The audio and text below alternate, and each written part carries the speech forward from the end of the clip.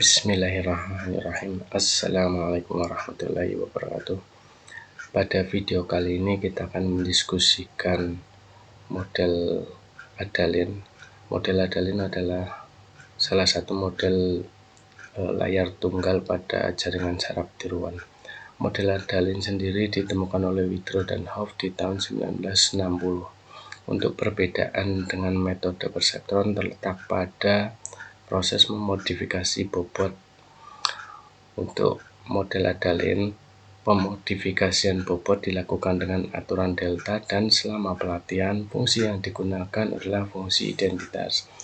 Jadi nilai Y atau keluaran dari arsitektur jaringan merupakan hasil dari perhitungan formula dari metode Adalin atau jaringan saraf tiruan itu sendiri. Kemudian untuk arsitektur dari model Adalin seperti yang tampil pada slide, di mana di sini terdapat 4 inputan. Yang pertama adalah X1, X2, dan X3, dan masing-masing inputan memiliki bobot. Untuk X1 sendiri bobotnya W1, kemudian untuk X2 adalah W2, kemudian untuk X3 W3, kemudian inputan selanjutnya adalah bias dengan bobot B yang sudah kita tentukan. Hasil dari perhitungan matematis untuk setiap inputan dengan menggunakan rumus ini nanti akan kita sandingkan pada fungsi aktivasi identitas, dan hasilnya merupakan nilai Y atau keluaran dari jaringan model Adalin. Kemudian untuk melakukan perubahan bobot, kita harus melakukan perhitungan delta WI atau delta bobot dari setiap inputan. Rumusnya adalah alfa yang dikalikan dengan T min Y dikalikan XI. Alfa itu adalah laju pembelajaran dengan angka yang kita pilih, kemudian T min Y, T itu adalah target, Y itu adalah keluaran dari jaringan, dan XI adalah data inputan ke I. Kemudian untuk alfa atau laju pembelajaran biasanya bilangan bulat positif yang bernilai kecil. Selanjutnya setelah diketahui delta W-nya, maka kita harus merubah bobot yang lama menjadi bobot yang baru. Rumus yang digunakan adalah bobot yang baru diperoleh dengan cara penjumlahan dari bobot yang lama yang ditambahkan dengan alfa dikalikan T min Y dikalikan XI atau delta WI. Kemudian untuk perubahan bobot bias yang baru diperoleh dengan cara bobot yang lama ditambahkan dengan alfa yang dikalikan T min Y. Sebenarnya di sini ada angka 1. 1 adalah nilai dari bias itu sendiri. Karena setiap bilangan yang dikalikan dengan angka 1 adalah bilangan itu, maka untuk angka 1 ini bisa dihilangkan, sehingga rumus yang terakhir bobot bias yang baru diperoleh dengan cara penjumlahan bobot bias yang lama ditambahkan dengan alfa yang dikalikan T min Y atau delta bias. Untuk algoritma dari model Adalin adalah sebagai berikut. Pertama, dilakukan inisialisasi semua bobot dan bias, dan umumnya nilai pada inisialisasi semua bobot dan bias adalah 0. Kemudian langkah selanjutnya setelah kita melakukan inisialisasi semua bobot dan bias, kita menentukan laju pemahaman atau pembelajaran yang biasanya dinotasikan dengan alfa. Untuk nilai dari laju pembelajaran biasanya bilangan kecil positif. Nah, dalam hal ini untuk percontohan adalah 0,1. Setelah kita menentukan laju pemahaman atau pembelajaran, kita harus menentukan batas toleransi kesalahan. Batas toleransi kesalahan adalah sebuah batas, sebuah nilai yang kita tentukan untuk menentukan bahwa ketika di bawah dari batas toleransi, iterasi itu dapat dihentikan atau bobot yang dihasilkan adalah bobot yang paling optimal. Kemudian setelah melakukan inisialisasi, kemudian menentukan laju pembelajaran, kemudian menentukan batas toleransi, langkah selanjutnya kita membandingkan delta WI atau perubahan dari bobotnya dilihat untuk nilai maksimalnya dari setiap delta WI ini. Kemudian kita cek pada batas toleransi yang sudah kita tentukan. Ketika di bawah batas toleransi, maka iterasi penghitungan dihentikan, tetapi jika masih di atas batas toleransi, maka hal yang dilakukan adalah set aktivasi untuk unit masukan atau input dengan XI sama dengan SI, kemudian kita harus menghitung untuk keluaran jaringan menggunakan rumus jaringan saraf tiruan. Kemudian kita sandingkan dengan fungsi identitas, di mana fungsi identitas merupakan hasilnya akan sama dengan Fnet atau net itu sendiri. Setelah didapatkan netnya atau keluaran dari jaringan, kita melakukan perubahan bobot dengan rumus seperti ini.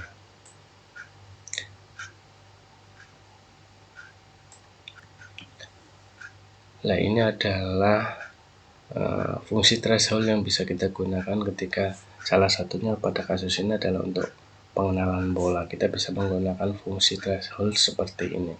Jadi ketika keluaran dari jaringan atau net itu melebihi dari angka 0, maka nilai Y adalah 1. Sebaliknya jika di bawah 0, maka nilai Y adalah minus 1. Oke, ini ada sebuah percontohan mengenai pengenalan dari logika N. Seperti yang kita ketahui, logika N akan bernilai true jika kedua premis atau beberapa premis bernilai true. Pada tabel ini kita bisa melihat bahwa inputannya ada 3. Pertama itu adalah X1, kemudian X2, dan bias.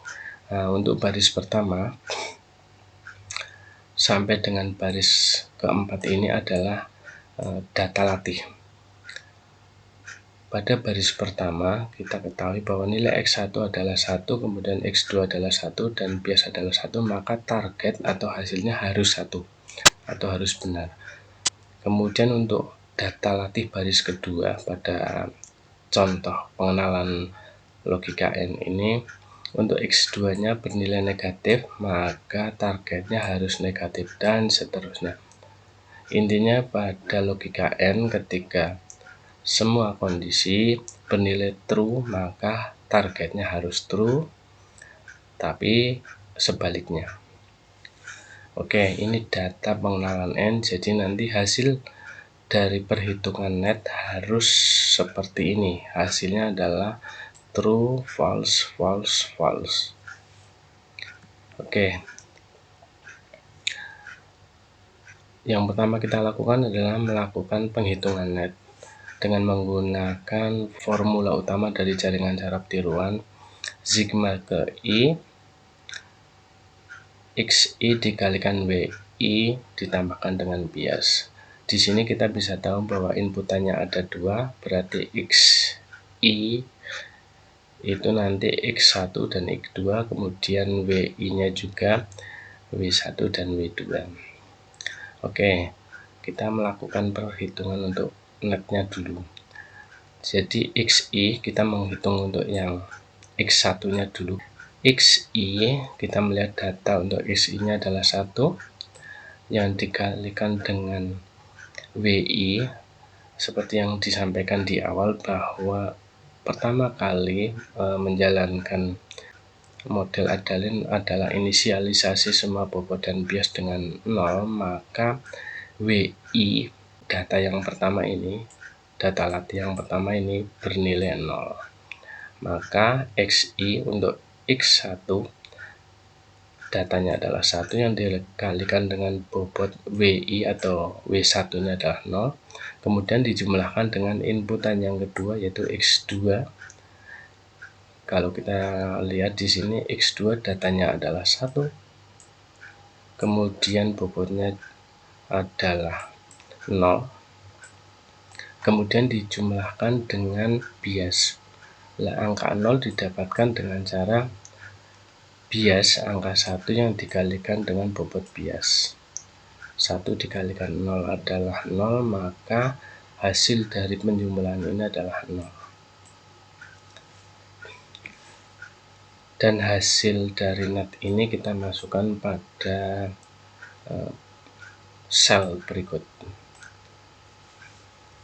Kemudian setelah itu, setelah net diketahui, maka kita sandingkan dengan fungsi identitas, maka hasilnya F-net-nya atau fungsi netnya atau keluaran dari jaringan adalah 0. Kemudian kita harus melakukan perhitungan untuk mencari selisih error. Selisihnya itu didapat atau errornya itu didapatkan dengan cara targetnya adalah 1 yang dikurangkan dengan net atau F-netnya. Targetnya adalah 1, kemudian netnya adalah 0, maka hasilnya adalah 1.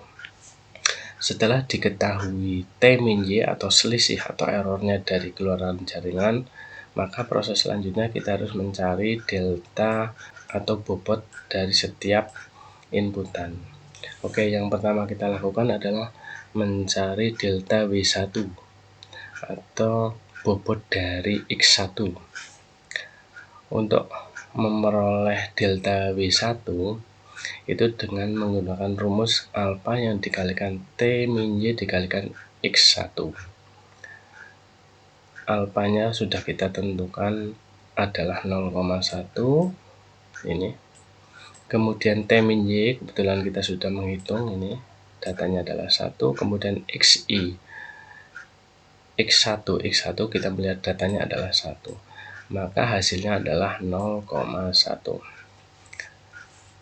Kemudian hal yang sama kita lakukan untuk mencari delta bobot X2 atau inputan yang kedua. Dengan menggunakannya rumus yang sama, alfa yang dikalikan dengan T-Y dikalikan dengan X2, maka diperoleh hasil 0,1. Untuk selanjutnya kita harus menghitung delta bobot bias. Rumus yang kita gunakan alfa yang dikalikan T-Y dikalikan 1 sebenarnya, karena nilai biasnya adalah 1. Tapi karena semua bilangan ketika dikalikan 1 adalah bilangan itu sendiri, maka 1 ini bisa dihilangkan. Akhirnya rumus yang bisa kita gunakan adalah alfa dikalikan T-Y. Alfanya adalah 0,1, kemudian Y-nya adalah 1, maka hasilnya adalah 0,1. Selanjutnya setelah kita ketahui delta bobot W1, delta bobot W2, dan delta bias, maka kita harus melakukan updating bobot yang baru yang nanti kita letakkan pada sel-sel berikut yang kita gunakan pada data latih baris kedua ini. Dan nanti ketika sudah diketahui untuk delta W1 yang baru, delta W2 yang baru, dan delta B yang baru, maka kita otomatis mendapatkan bobot W1, W2, dan B yang baru lah. Bobot W1, W2 yang baru ini kita gunakan untuk data latih yang ketiga. Kemudian ketika diketahui W1, W2, dan B, maka kita gunakan di baris yang keempat. Begitu seterusnya sejumlah data latih yang kita punyai.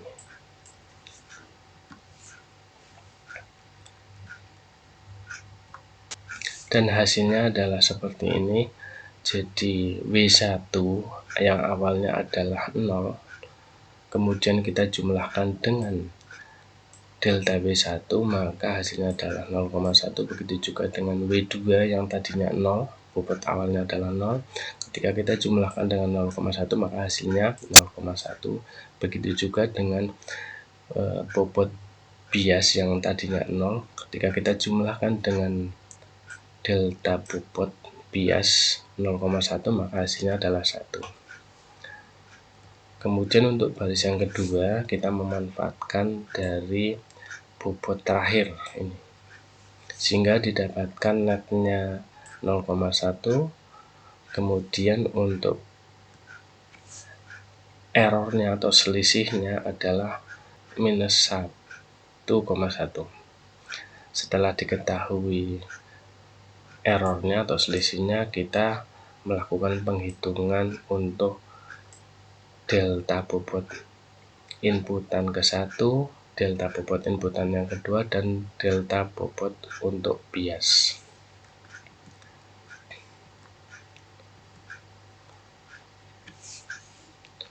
Setelah diketahui delta bobot untuk masing-masing inputan dan bias, selanjutnya kita updating untuk bobot yang baru dengan rumus yang sama, yaitu penjumlahan bobot yang lama ini ditambahkan dengan delta bobot inputan dan bias. Maka hasilnya adalah seperti ini. Untuk data latih yang kedua, kita peroleh bahwa bobot yang baru untuk inputan yang pertama adalah minus 0,01, dan untuk bobot dari inputan yang kedua adalah 0,21, dan untuk bobot biasnya adalah minus 0,01. Hal ini dilakukan sampai dengan data latih yang keempat, sehingga hasilnya adalah seperti ini. Ketika sudah sampai di baris data latih terakhir, maka hal yang kita lakukan adalah mencari nilai maksimal dari delta bobot masing-masing inputan. Di sini karena ada dua inputan, yaitu X1 dan X2, maka yang kita lihat adalah delta bobot W1 dan W2-nya. Kemudian kita bandingkan dengan batas toleransi. Nilai maksimalnya kita bandingkan dengan batas toleransi. Di sini kebetulan untuk nilai dari delta bobot W1 dan delta untuk inputan kedua yaitu nilainya sama 0,7, dan 0,7 ternyata kalau kita bandingkan dengan batas toleransinya adalah masih di atas batas toleransi, maka dilanjutkan proses penghitungan ulang pada epoch kedua. Jadi untuk penghitungan pada epoch kedua dilakukan pada data ke satu, data latih yang pertama, kemudian kedua, sampai dengan terakhir, dan yang terakhir nanti kita lihat nilai maksimal dari delta bobot inputan X1, X2. Ketika nilai maksimalnya ternyata sudah di bawah dari batas toleransi, maka iterasi dapat dihentikan. Dan bobot yang terakhir yang diperoleh maka bisa kita gunakan untuk keperluan banyak hal, misalnya untuk pengenalan pola, peramalan, dan masih banyak lagi. Dan pada epoch kedua ternyata delta dari bobot inputan X1 dan kedua masih sama nilainya, dan nilai maksimalnya adalah 0,2. Kalau kita lihat 0,2 ketika kita bandingkan dengan batas toleransi ini adalah di bawah batas toleransi, maka iterasi dihentikan, sehingga bobot yang terakhir adalah untuk inputan pertama 0,29, kemudian bobot untuk inputan yang kedua adalah 0,26, kemudian untuk bobot biasnya adalah minus 0,32. Nah, bobot ini yang kita gunakan untuk peramalan, pengenalan pola, dan seterusnya. Karena memang kasus ini adalah pengenalan logika N, maka bobot-bobot ini akan kita operasikan untuk pengenalan data latih ini, apakah sudah sesuai untuk logika N-nya. Untuk penghitungannya masih sama dengan menggunakan rumus utama dari jaringan saraf tiruan, yaitu net diperoleh dengan cara sigma I XI dikalikan WI plus B. dan hasilnya adalah dari setiap data latih ini diperoleh 0,23 sampai dengan minus 0,8. Selanjutnya hasil ini kita sandingkan pada fungsi aktivasi threshold, karena memang seperti yang kita ketahui inputannya adalah angka 1, tidak lebih dari angka 1, maka kita bisa menggunakan fungsi threshold ini. Mari kita lihat hasilnya. Untuk data latih yang pertama, baris pertama, ternyata 0,23 ketika kita sandingkan pada fungsi aktivasi ini adalah di atas 0, maka netnya itu kita rubah menjadi angka 1. Kemudian pada data latih yang kedua adalah hasil netnya adalah minus 0,9, dan kalau kita lihat pada fungsi aktivasi threshold ini adalah di bawah 0, maka hasilnya adalah minus 1 nih.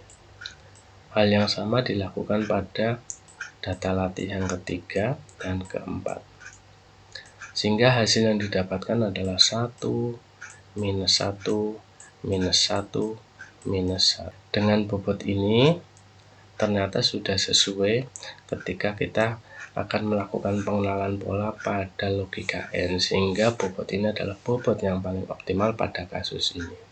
Selanjutnya kita akan melakukan penerapan Adalin pada kasus yang lain. Di sini terdapat sebuah data, anggap saja ini adalah data penjualan pancing misalnya seperti itu. Di sini ada 15 hari penjualan dan datanya sudah tampil seperti ini. Terus bagaimana sih caranya kita membuat atau menerapkan model Adalin pada data-data ini? Sebelum kita melakukan ini, perlu saya kenalkan mengenai rentang 0,1 sampai dengan 0,9. Sebelum kita melakukan implementasi ini, alangkah baiknya kita rubah angka-angka ini menjadi nilai 0,1 sampai dengan 0,9. Ada beberapa alasan kenapa kita harus merubahnya ke angka tersebut. Alasan yang pertama adalah mempercepat untuk konvergensi, kemudian normalisasi data. Untuk rumusnya, untuk merubah data-data ini menjadi angka di antara 0,1 sampai dengan 0,9 adalah kurang lebih seperti ini.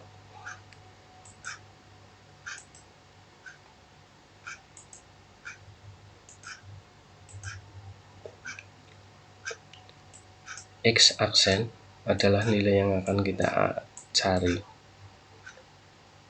X aksen adalah nilai di mana hasil konversian dari data tersebut menjadi rentang antara 0,1 sampai dengan 0,9. Rumusnya adalah 0,8 yang dikalikan dengan X nilai datanya yang dikurangkan dengan A. A itu adalah nilai terendah dari rentang data itu. Kemudian dibagi dengan B min A. B itu adalah nilai maksimal dari rentang data tadi, data penjualan, yang dikurangkan dengan A. A itu adalah nilai minimum dari rentang data tersebut, kemudian ditambahkan dengan 0,1. Ini adalah rumus dasar untuk mendapatkan konversian nilai, sehingga data terakhir yang dikonversikan itu menjadi nilai di antara 0,1 sampai dengan 0,9. Kita screenshot dulu.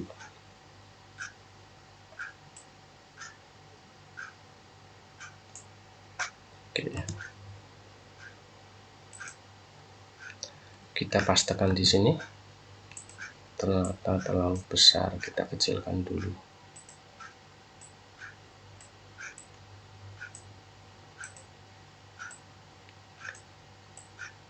Oke,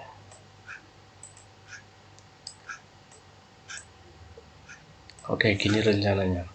Data-data ini nanti akan kita konversikan menjadi buah nilai yang berada di antara 0,1 sampai dengan 0,9. Nah, sebelum ke sana kita harus menentukan dulu nilai minimal dan maksimalnya dari data ini. Oke, mari kita lihat nilai minimal dari data rentang data ini. Min, menggunakan fungsi Excel min untuk memperoleh data ini seperti ini. Ternyata nilai minimalnya adalah 15. Nah, kita kasih A gitu ya. A adalah nilai minimal, kemudian B adalah nilai maksimalnya. B max.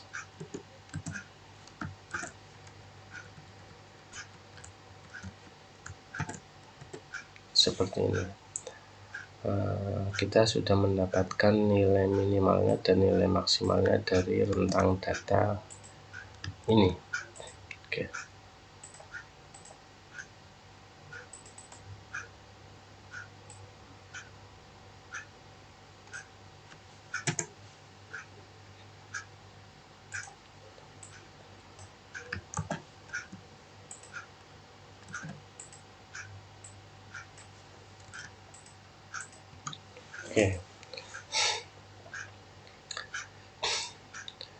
Selanjutnya adalah kita tentukan dulu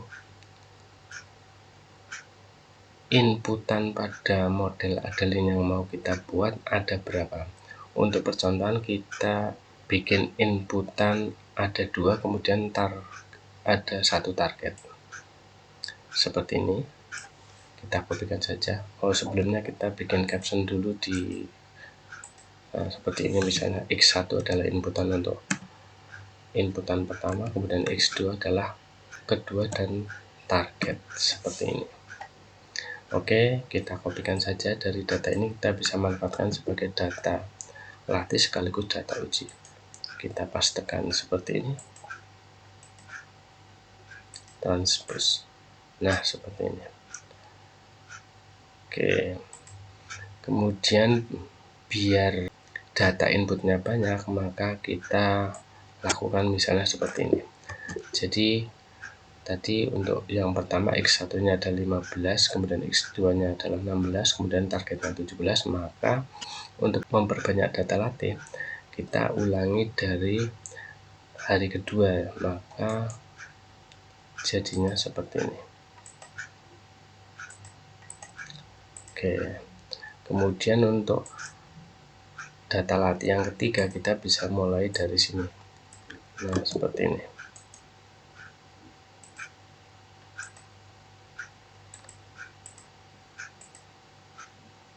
Kemudian hal yang sama kita lakukan pada hari keempat.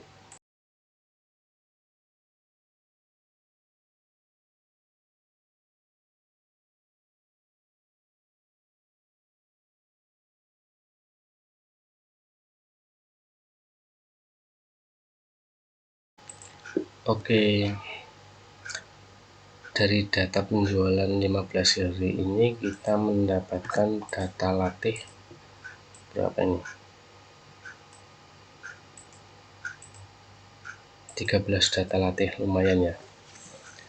Oke, sebaiknya untuk idealnya pada jaringan saraf tiruan, ketika data kita banyak, sebaiknya untuk data latih dibikin banyak sehingga nanti bobot yang optimal itu semakin bagus. Sebaiknya seperti itu.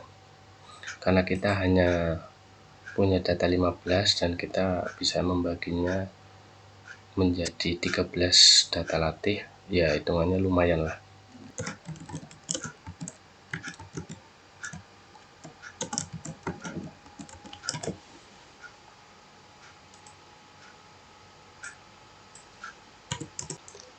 Seperti yang saya sampaikan di awal bahwa untuk alasan efisiensi, konvergensi, dan seterusnya kita harus merubahnya menjadi rentang nilai 0,1 sampai dengan 0,9, maka data-data ini kita konversikan menjadi nilai di antara 0,1 sampai dengan 0,9.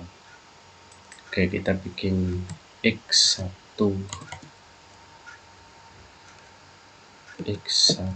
fix, misalnya seperti itu.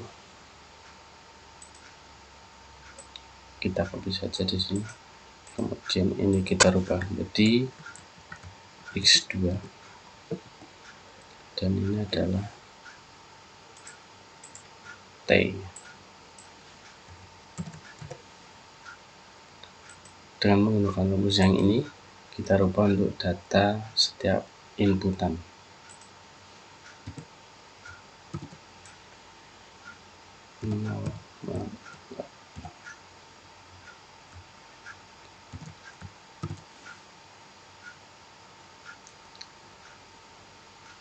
X-nya adalah ini, karena kita akan menghitung untuk X1 yang kita konversikan menjadi sebuah nilai di antara 0,1 sampai 9, maka data 15 ini yang kita pilih. Kemudian kita kurangkan dengan A itu adalah ini, nilai minimal dari rentang data. Oke, biar tidak berubah kita kasih $, karena nanti nilai A itu akan tetap konstan di situ terus. Kemudian dibagi dengan B min A, B minus A. Nilai B dan nilai A nanti tetap di situ, maka kita kasih $, juga seperti ini. Kemudian kita tambahkan dengan 0,1, tambah 0,1. Oke, kita copy saja. Nah, seperti ini. Sudah sesuai ya, karena data maksimalnya adalah 38, berarti 38 itu harus nilainya itu adalah 0,9. Ini sudah sesuai 38, ini 0,9. Kemudian minusnya adalah nilai minimalnya adalah 15, maka harusnya 0,1. Sudah ya, ini untuk X1 bernilai 15, maka 0,1. Kemudian hal yang sama kita lakukan pada X2 dan targetnya. Kita klik and drag aja sampai keluar tanda plus seperti ini, kemudian klik and drag seperti ini. Selanjutnya kita double klik misalnya, nggak mau, berarti ini. Nah, seperti ini, sudah sesuai ya. Ini data 38, 38, 38, 38, 38, 38, sudah sesuai. Oke. Setelah kita dapatkan ini, maka kita bikin NAT. Nah, di sini NAT. Kemudian FNAT, kemudian T min Y atau selisih errornya. Kemudian di sini delta X1 fix seperti ini. Kita kopikan saja.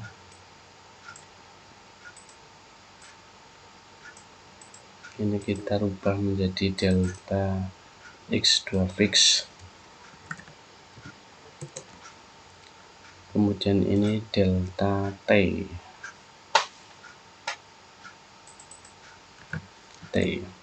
Selanjutnya W, bobot dari inputan pertama atau X1. Kita tinggal tarik aja sebenarnya. Ini adalah delta T. Karena inputannya cuma ada 2, jadi kita tidak perlu untuk T-nya. Begitu juga di sini kita tidak perlu delta T fix karena kita tidak akan hitung ini. Yang kita hitung adalah delta X1, X2, kemudian bobotnya X1 dan X2. Oke, kita rapikan dulu biar bagus.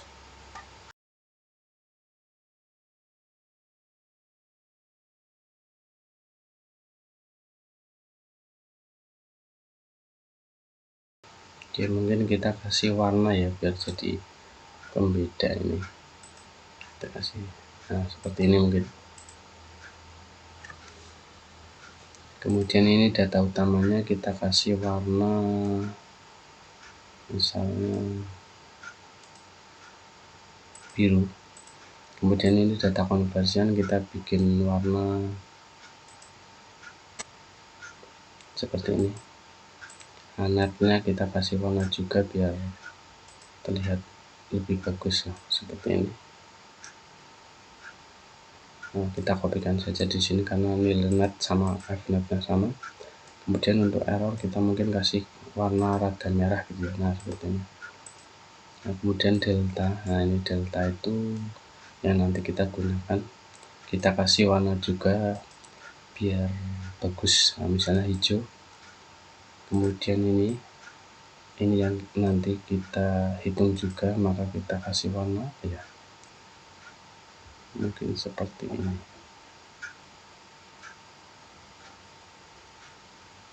Seperti ini.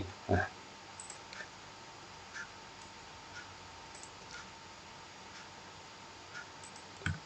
kita kasih border.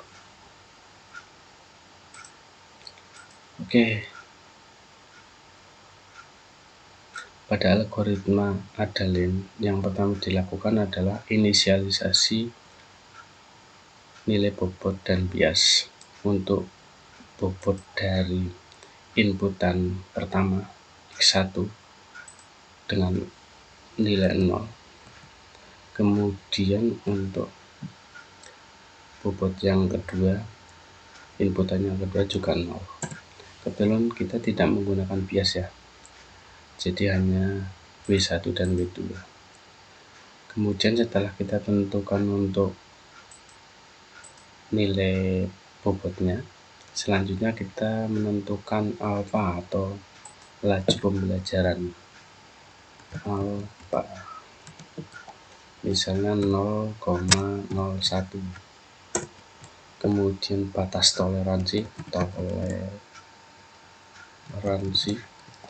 misalnya 0,0001.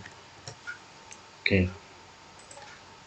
Untuk menghitung netnya, kita menggunakan rumus utama jaringan syarat tiruan, yaitu sigma I X I yang dikalikan WI ditambahkan bias. Karena kita tidak menggunakan bias, maka sigma I X I dikalikan WI.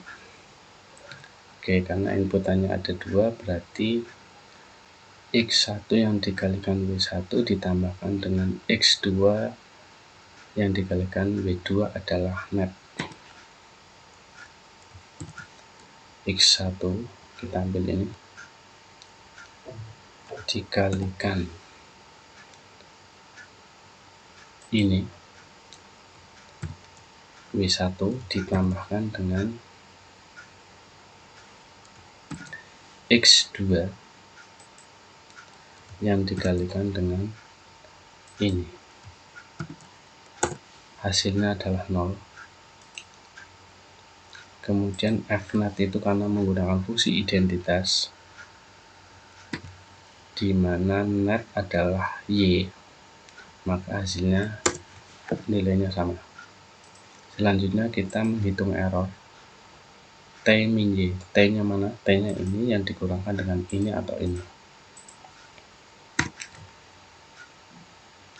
Ini T fix yang dikurangkan dengan net, misalnya seperti itu. Maka diperoleh selisihnya adalah 0,1,0,16957.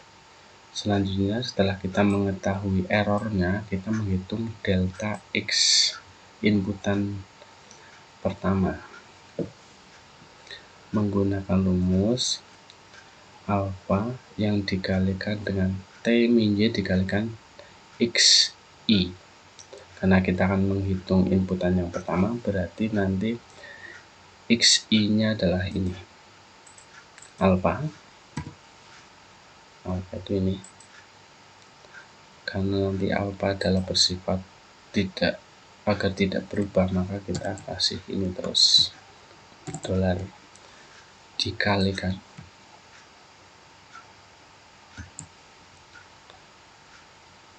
T-Y atau errornya, kemudian kita kalikan dengan datanya. Ini karena kita akan menghitung delta untuk inputan yang pertama, berarti datanya yang kita pilih adalah ini, enter. Nah, seperti ini. Jadi deltanya adalah 0,00017. Kita copy saja rumusnya ke sini. Kita rubah untuk bukan K9, tapi kita rubah menjadi seperti ini, L9. Nah, maka nilai sudah didapatkan untuk delta inputan yang kedua. Selanjutnya kita melakukan perubahan bobot, memperoleh bobot yang baru. Bobot yang baru diperoleh dari bobot yang lama ditambahkan dengan delta inputannya. Oke, karena kita akan menghitung untuk bobot inputan yang pertama, berarti bobot yang lama ditambahkan dengan delta inputan yang pertama, seperti ini. Rumusnya kita copy lagi seperti ini, kita rubah. Nah, ini S8 nya kita rubah menjadi T8, kemudian ininya kita rubah menjadi ini. Nah, seperti ini. Tuh,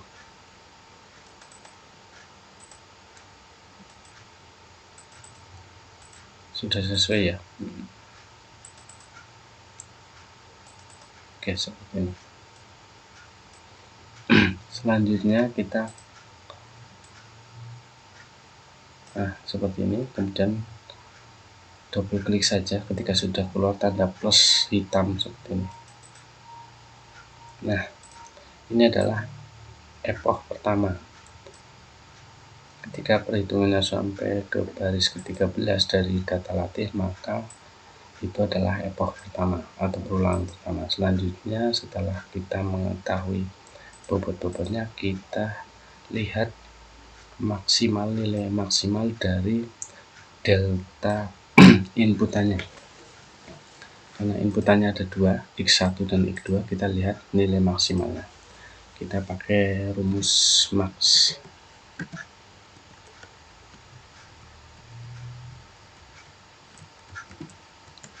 Oke, nilai maxnya adalah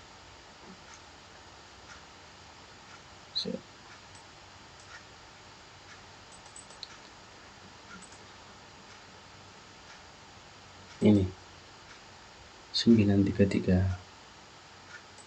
Nilai max dari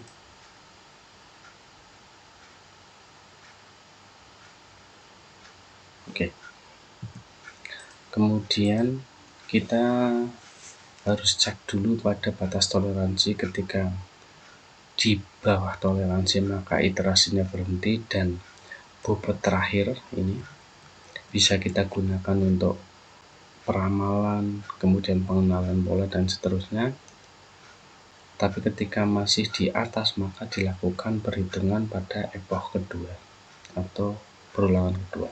Kita juga menggunakan rumus ya, if ini lebih besar, lebih kecil aja, lebih kecil sama dengan mana batas toleransinya ini, maka bobot sudah ideal. Bobot sudah ideal. namun sebaliknya kita kasih ulang atau proses ulang dia, hitung ulang seperti ini. Oke, mari kita lihat hasilnya adalah suruh menghitung ulang, artinya ini masih lebih besar daripada ini. Oke, biar ini tidak berubah nilainya, maksudnya apa, ketika kita klik and drag nanti, maka ini di sini K6 ini kita bikin tetap di situ. Nah, seperti ini. Oke, karena ini perlu hitung ulang, maka kita kopikan untuk data latihnya seperti ini. Nah, untuk membedakan epoch pertama dan epoch kedua, kita kasih warna, misalnya di sini menjadi seperti ini. Nah, selanjutnya kita hitung lagi seperti ini. Nah, klik and drag saja, nah seperti ini. Kemudian di akhir ketika keluar tanda plus, kita double klik saja. Oke, masih minta hitung ulang. Di akhir ternyata bobotnya masih minta hitung ulang. Ini bobot ini masih belum ideal, maka kita kopikan lagi.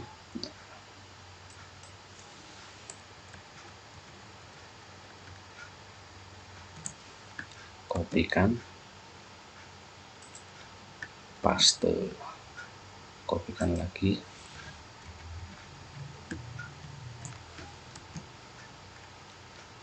paste.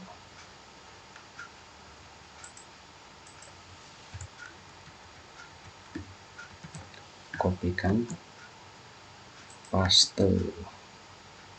Kemudian sampai berapa ya? 3 kali lagi mungkin ya.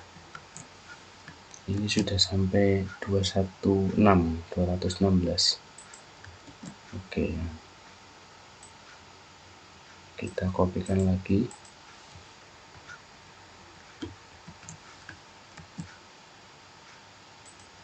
Paste.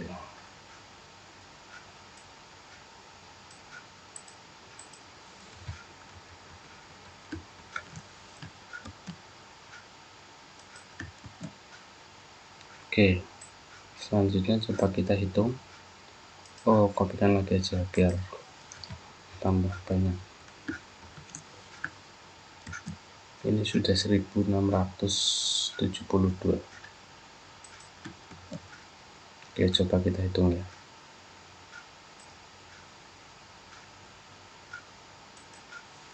Set. Nah, double klik.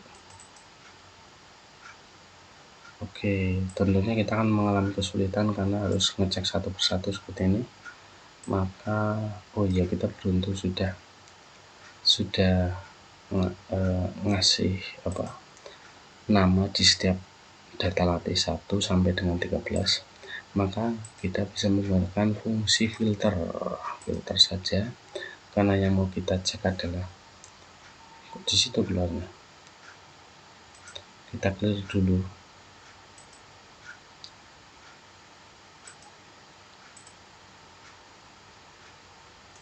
Sini insert dulu. Oke, rumusnya berjalan nggak sebenarnya? Nah, coba lihat. Oke, kemudian untuk ininya, oke, toleran. Oke, mari kita lihat ini apakah rumusnya sudah sesuai. Masih sesuai. Oke, masih. Oke, kebetulan kita sudah ngasih label untuk setiap baris data, maka bisa kita filter saja. Tes itu set, kita filter ya. Kita rencananya mau filter karena yang mau kita cek adalah baris ke-13, karena ini adalah perhitungan terakhir dari sebuah epoch. Maka kita pilih data ke-13. Kita cari data ke-13 yang keterangannya bobot sudah ideal. Mari kita lihat. masih hitung ulang. Ini tampilnya adalah data ke-13 sebenarnya. Oke, mari kita scroll ke bawah aja. Set, langsung scroll ke bawah. Ternyata masih hitung ulang. Oke, karena masih hitung ulang maka kita harus kopikan lagi datanya dari sini. Set, ini sudah 3.337. Kita kopikan lagi aja. Set.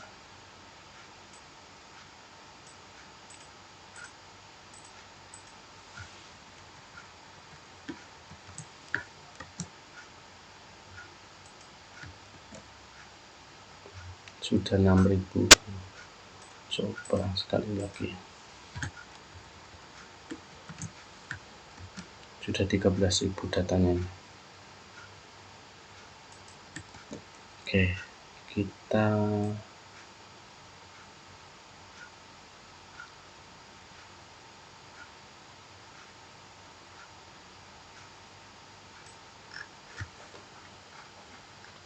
ini. Set.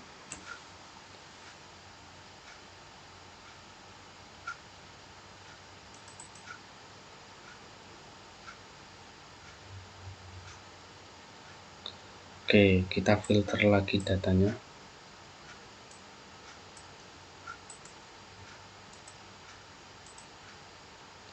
Dicari data ke-13.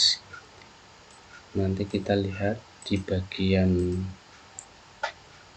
keterangannya, di bagian ini. Nah, kita langsung scroll aja ke bawah. Nih, kita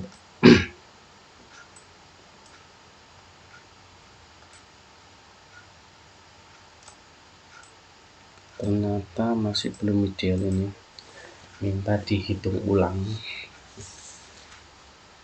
Kita hitung ulang saja.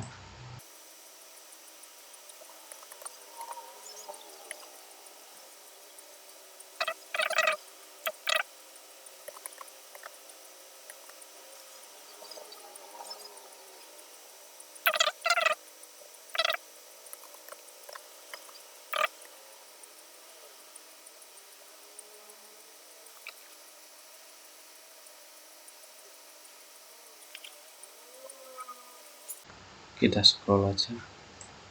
Masih hitung ulang. Oke, mari kita lihat. Mari kita lihat datanya. Jangan-jangan sudah konvergen.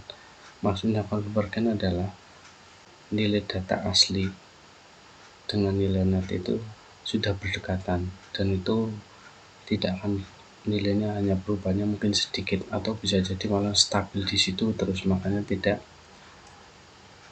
tidak selesai perhitungannya, istilahnya seperti itu. Mari kita lihat. Ini 344. Kalau kita perhatikan ternyata tidak ada perubahan ini. Nilai maksimal 344, 344, 344. Mari kita lihat sampai di mana sih 344-nya selesai.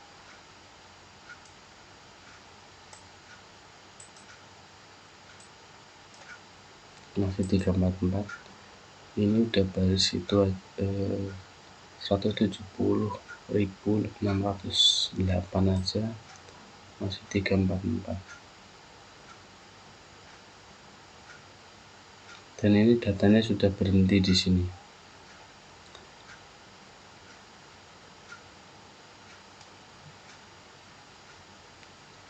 Tiga empat dua tiga.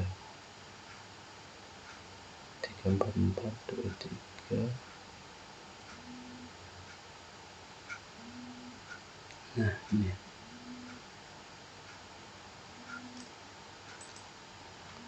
ini adalah nilai minimal, dan ketika kita teruskan maka akan nilainya seperti ini.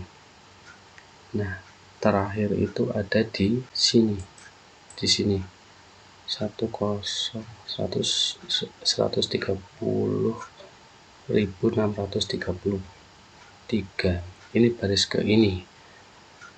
Setelah itu sudah tidak ada perubahan lagi sampai ke bawah. Ini artinya sudah konvergen. Kenapa bisa seperti ini? Kalau kita melihat nilai toleransinya kan 0,001 dan ini tidak bisa mencapai apa itu artinya bahwa angka-angka tersebut sudah konvergen. Yang dimaksud dengan konvergen adalah ketika dilakukan perhitungan untuk mencari keluaran dari jaringan dengan bobot tertentu, dengan input tertentu, maka hanya bisa mendekati targetnya. Saya contohkan saja seperti ini. Misalnya kita punya 2x sama dengan 10, kemudian 3x sama dengan 9. Seperti yang kita ketahui bersama bahwa pada jaringan saraf tiruan ada bilangan yang dinamakan koefisien yang tidak bisa dirubah-rubah, yaitu data latihnya. Kemudian ada variabel. Variabel itu dalam jaringan saraf tiruan adalah bobot. Bobot yang boleh dirubah-rubah.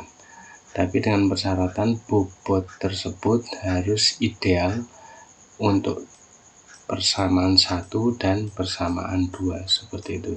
Jadi bobot ini bersifat nilainya sama, X-nya bernilai sama, yang bisa digunakan di dua persamaan ini. Kalau melihat dua persamaan ini, kita bisa tahu bahwa X ini adalah 5 untuk persamaan 1, kemudian untuk X yang ini adalah 3.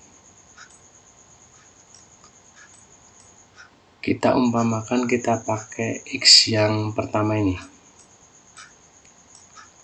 Ketika kita operasikan pada 2x sama dengan 10, maka X kita masukkan di sini, maka 2 kali 10, 2 kali 5 adalah 10. Sudah sesuai. Jadi di sini bobot sudah ideal untuk persamaan 1. Tapi karena dalam jaringan saraf tiruan adalah mencari bobot yang optimal dari seluruh data latih, maka X ini harus dipakai untuk data latih selanjutnya. Coba kita terapkan, kita menggunakan X yang ini, X sama dengan 5. Ketika kita kalikan dengan 3x, maka hasilnya adalah 15. Dan 15 padahal untuk persamaan kedua ini hasilnya harus 9. Berarti ada error 6. Terdapat error 6. Begitu sebaliknya ketika kita pakai X yang 3, untuk persamaan ini tidak ada error karena 3 kali 3 sama dengan 9, errornya 0. Tapi ketika kita terapkan di persamaan ini, maka 3 kali 2 adalah 6, errornya 4, error 4. Terus bagaimana cari X yang nilainya sama tapi bisa digunakan di dua persamaan ini? Cara sederhananya adalah X yang ada ditambahkan kemudian dibagi sejumlah data yang ada. Di sini X-nya kita ketahui 5 dan 3. Berarti 5 ditambah 3 sama dengan 8. Ketika kita bagi, karena banyaknya persamaan adalah 2, maka ketemu 4. Oke, kalau kita gunakan X sama dengan 4 untuk persamaan 1, 2 dikalikan 4 sama dengan 8. Padahal targetnya adalah 10. Terdapat errornya 2. Untuk persamaan yang kedua, ketika 3 dikalikan 4 adalah 12, masih terjadi error karena harusnya itu adalah 9. Berarti terdapat errornya 3. Tapi 4 ini adalah bobot yang ideal atau isi dari X yang paling ideal untuk dua persamaan ini. Pada jaringan saraf tiruan, kebetulan untuk kasus kita itu tidak hanya satu variabel. Untuk contoh ini adalah X saja, satu variabel. Pada contoh yang kita kerjakan itu kan ada 2 inputan, berarti X dan Y. Berarti kita harus mencari bobot nilai X atau Y yang benar-benar ideal untuk setiap data latih. Nah, kenapa tidak bisa menyentuh angka 0,01? Penjelasannya ada di sini. Ketika 3 kali 4 sama dengan 12 terdapat error 3, dan 2 dikali 4 sama dengan 8 terdapat error 2, tidak serta-merta 4 ini yang merupakan bobot paling isi dari variabel X yang paling optimal. Kalau kita dekatkan ke persamaan satu yang X harusnya 5, misalnya anggap saja 4,8 gitu misalnya ya. 4,8 ketika kita kalikan di persamaan pertama itu berarti 6 nimbang 1 kemudian 9,6 berarti error 0,4. Tapi ketika kita masukkan pada persamaan yang kedua 48 kita kalikan 3, 48 kita kalikan 3 untuk persamaan 2 ini 24 nyimpen 2 kemudian 12 ditambah 2 14,4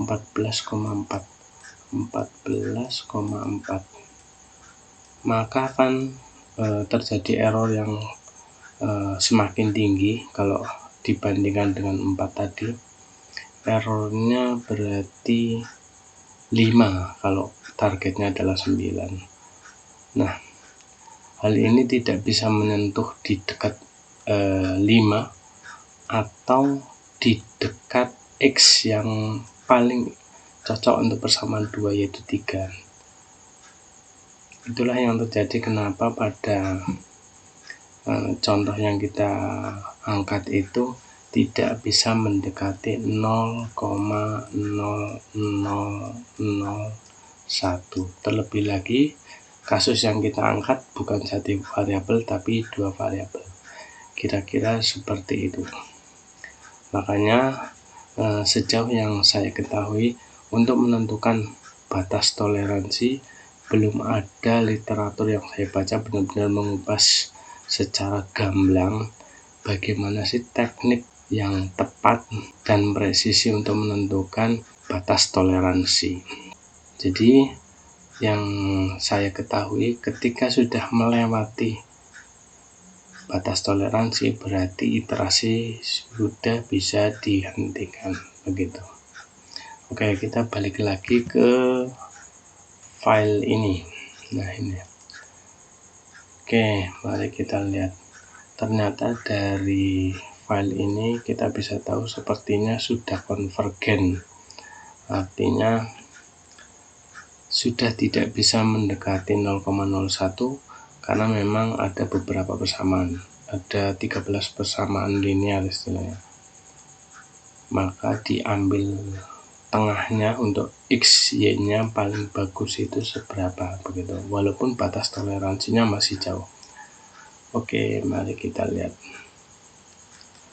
data yang terakhir.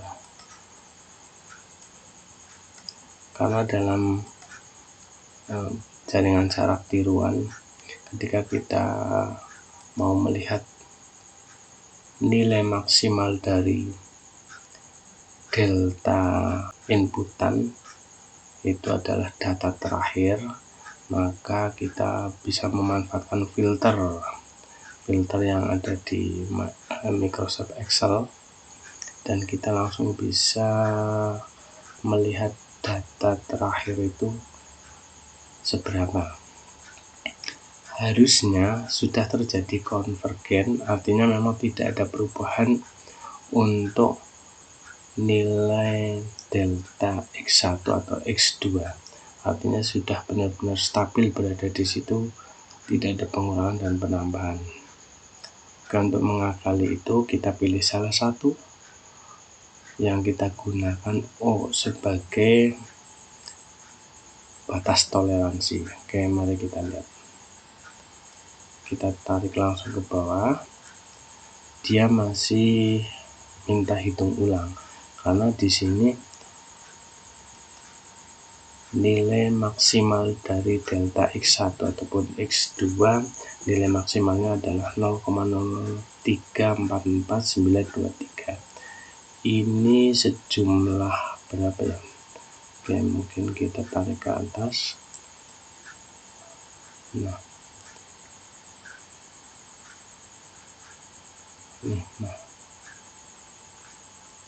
masih jauh lagi ternyata, masih banyak itu dengan nilai yang sama ini. Oke, kita pilih salah satu saja, yang penting kita sudah tahu bahwa nilai maksimalnya adalah nilai maksimal dari delta inputan adalah 0,0003444923. Kita pilih salah satu dan kita gunakan sebagai batas toleransi sehingga iterasi akan dihentikan. Oke, sebentar, saya tarik ke atas dulu, kemudian filternya kita lepas.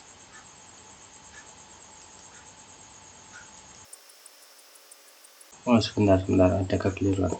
Kita lihat dulu datanya yang paling awal untuk nilai maksimal 0,0034 dan seterusnya itu berada di sel berapa. Dari situ kita copy saja. Benar. Oke, kita filter lagi. Kita lihat di data terakhir dari data latih model Adalin. Oke, mari kita lihat. Oke, ini yang terakhir, pertama kali 0,0034 itu berada di sel berapa. Nah, itu yang kita simpan. Nanti kita menuju ke sana untuk melakukan perubahan. Oke, sebentar, kita tarik dulu. Di sini 0,3344 harusnya masih turun lagi karena memang terakhir itu adalah 23. Nah, ini 23 itu ada di sini 130.633. ini selnya. Selanjutnya, nah, kita perlu ingat-ingat 130633 ini adalah epoch terakhir di mana tercapai nilai maksimal yang benar-benar sudah konvergen, tidak bisa dilakukan perubahan lagi. Itu mulai di sel itu 130.633. Oke. Nah, angka ini nanti kita copy saja gitu kan. Nah, ini kita copy. Saya copy. Kemudian saya paste di atas. Di sini misalnya. Paste value ya tentunya. Jadi formulanya tidak ikut di situ. Nah, ini udah. Kemudian kita ke tadi 103633. Oh, kita balik lagi ke awal. Filternya kita lepas dulu daripada nanti error lagi. Nah, seperti ini. Sekarang kita menuju 10. Nah ini ya, kita enter dulu. Nah ada di sini, berarti bobot maksimalnya 1024 harusnya ya. Di sini adalah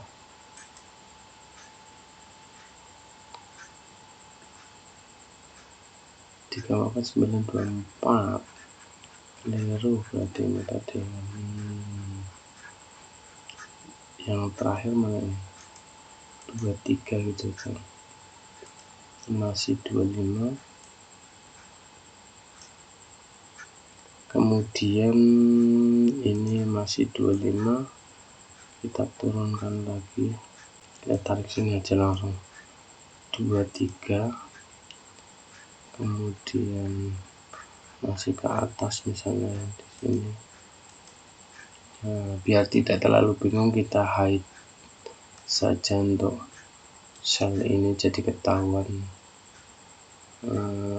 Hide.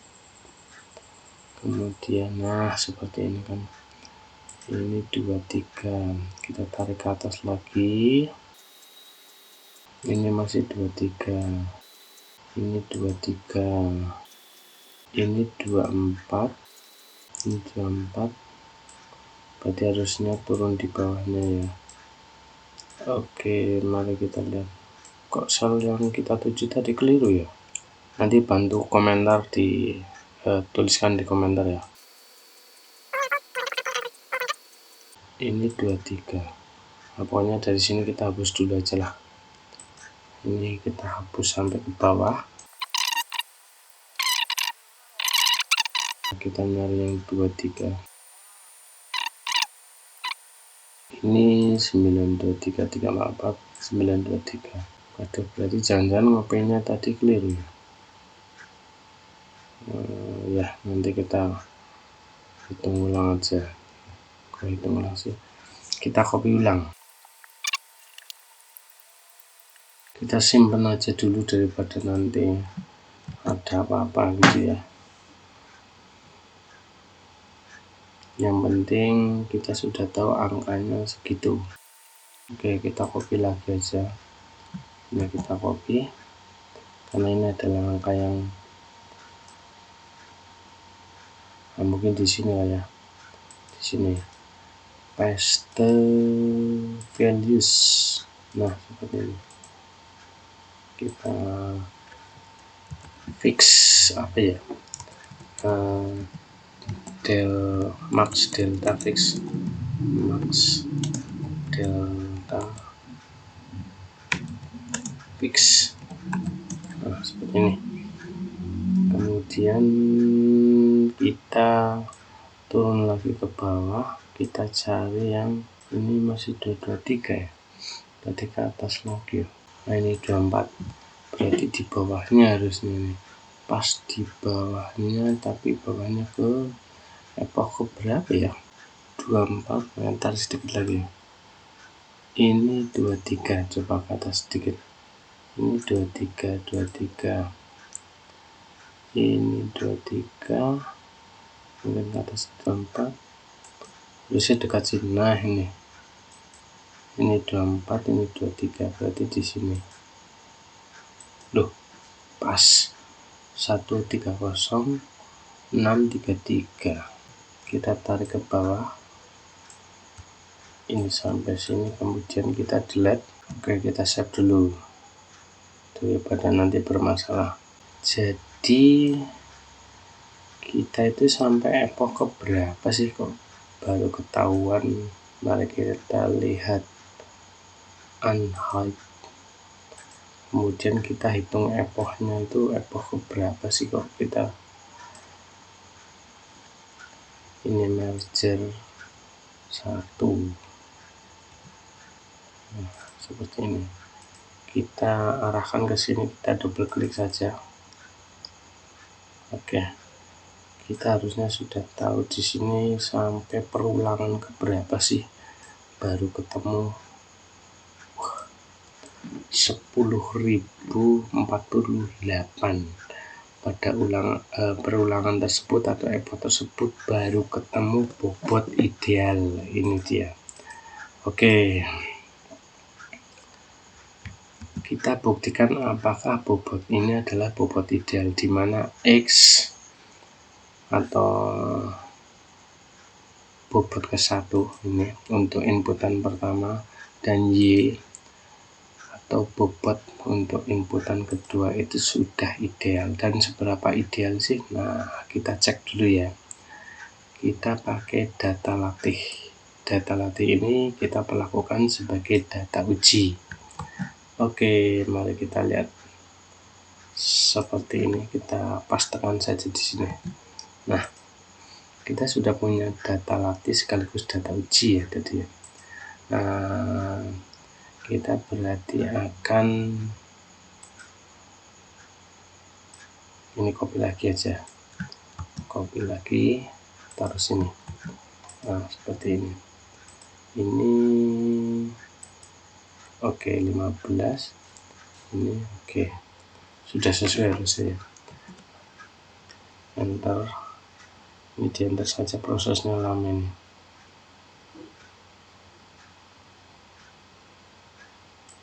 Oke, ini sudah sesuai di sini. Enter.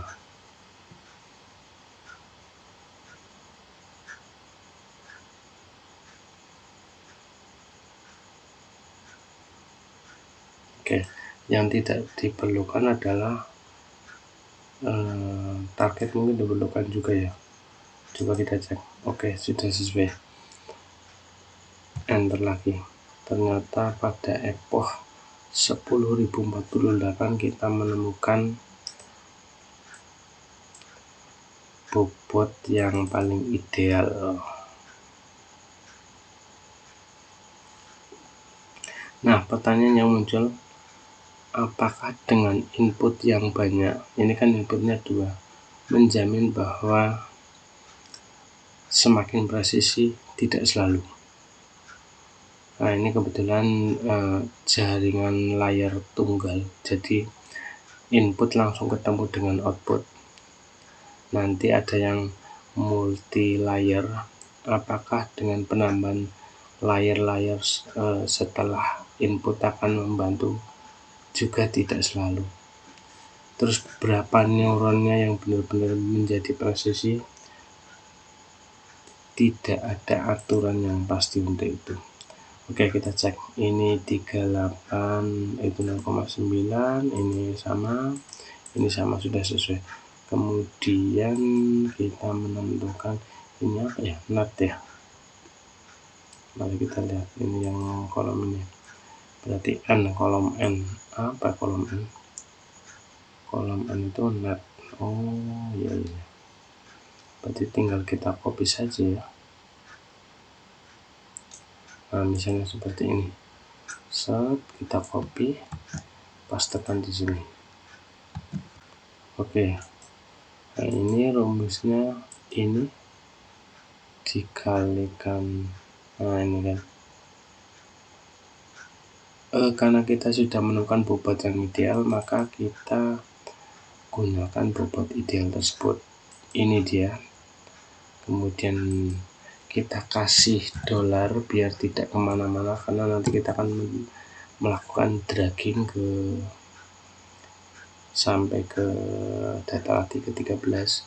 Kemudian ini sudah tepat. Selanjutnya untuk ini, ini kita gunakan yang bobot yang terbaru atau teroptimal. Oke, kita enter, kemudian hasilnya seperti apa ya. Oke, seperti ini.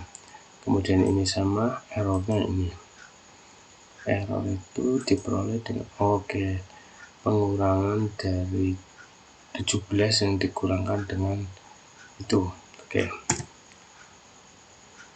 Tuh, di enter juga lama nih. Kita proses, tunggu sampai tanda plus muncul, kemudian kita double klik saja. Oke, ini netnya, ini net, kemudian ini fnet, kemudian ini error. Atau sebenarnya dari sini, karena memang ini netnya ya, kita bisa hitung langsung. Misalnya kita kembalikan ke nilai aslinya, kita kembalikan ke nilai aslinya. Rumus utamanya kan, sebentar, rumus utamanya itu kan ini. Wah, kehapus ya. Oke, kita bikin lagi. Kita hapus dulu. Oke, ini B min A ya. B itu adalah nilai maksimal dari rentang data penjualan. A itu adalah nilai minimal dari rentang data penjualan. Oke, yang akan kita cari kan ini. Jadi ini sudah diketahui, X aksennya adalah tadi ini. Nah, mana X aksennya?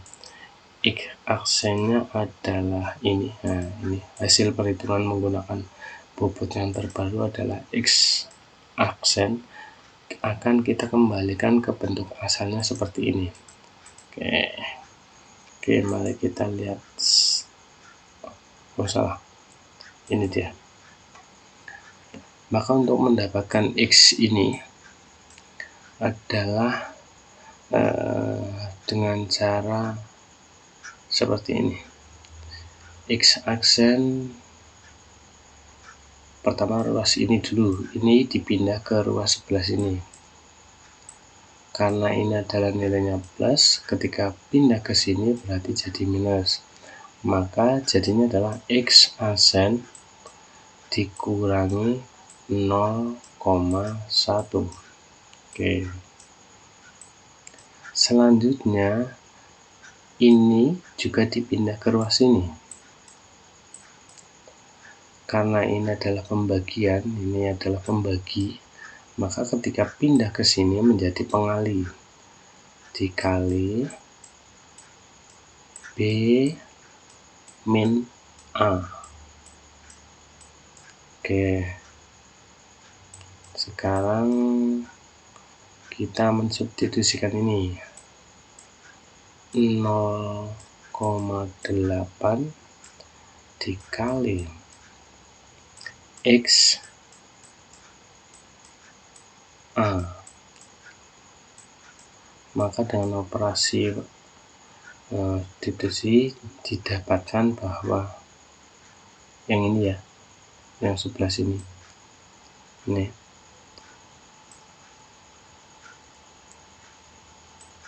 X aksen, X aksen dikurangi 0,1 yang dikalikan dengan B minus A sama dengan 0,8 dikali X yang dikurangkan ini dikalikan ini, terus ini dikalikan ini, 0,8 A. Karena kita akan mencari yang ini,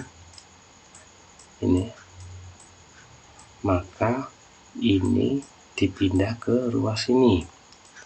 Jadinya karena ini minus, maka jadi plus. Maka X aksen sama dikurangi 0,1 dikalikan B minus A kemudian ditambahkan 0,8 A. Oke. Nah, ini kan perkalian ini. Kita langsung proses saja ya. Karena kita akan mencari X, maka 0,8 pindah ke ruas ini sebagai pembagi. Dibagi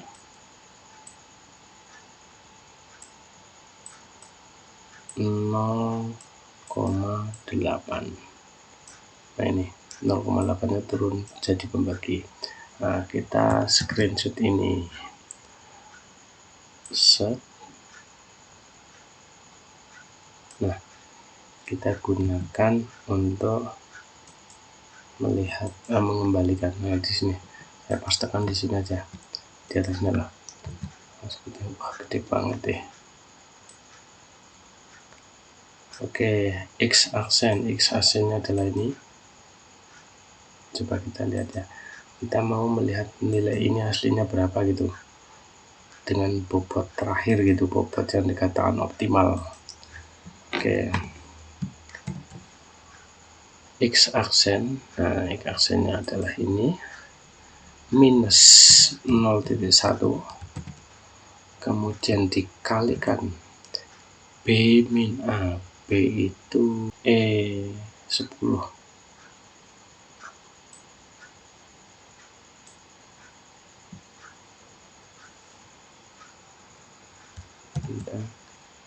Dolar E10 dikurangkan dengan D10. Nah, ini sudah dikalikan, tinggal ditambah ya, ditambah 0,8 dikali A, ditambah 0 kali 0,8 dikali dengan berapa tadi, D. Ini D, ini 10, kemudian dibagi 0,8.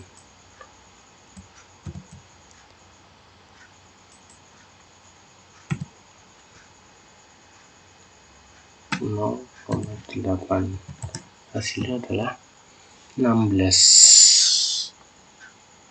Ini targetnya, ini target, ini net konversi. Kita klik and drag. Oke, nah kita tinggal kurangkan saja. Berarti target yang dikurangkan dengan target dikurangkan dengan ini, kan ketahuan errornya berapa, 0,9 ini errornya. Oke, ternyata error yang paling tinggi adalah ini. Terus misalnya ya, kita mau lihat error rata-rata secara sederhana aja pakai fungsi average gitu ya.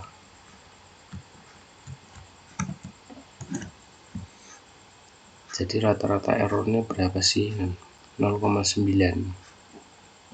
Jadi kalau dikalikan 100, kalau kita cari persentase ya, dikalikan, nah akurasinya itu 95. Tuh ceritanya. Oke, kita sudah tahu ya. Jadi errornya rata-rata kurang lebih sekian. Kalau kita menggunakan RMSE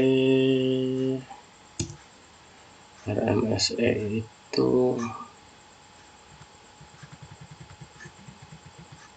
ini yang dikurang, target yang dikurangkan ini, kemudian kalau nggak keliru ya, rumusnya seperti itu. Kemudian ini dipangkatkan 2 ya, kemudian dijumlahkan. Oke, 0, ini nanti jadi bilangan bulat positif semua itu. Oke, sudah ketemu, ini sudah dipangkatkan 2, kemudian dijumlahkan ini, sum. Oke, kemudian ini dibagi count, jumlahnya count A. Ini. Oke, 18. Kemudian kita akarkan SQRT ini. Oke, ini errornya. Kalau menggunakan RMSE ternyata errornya itu 4,28 seterusnya.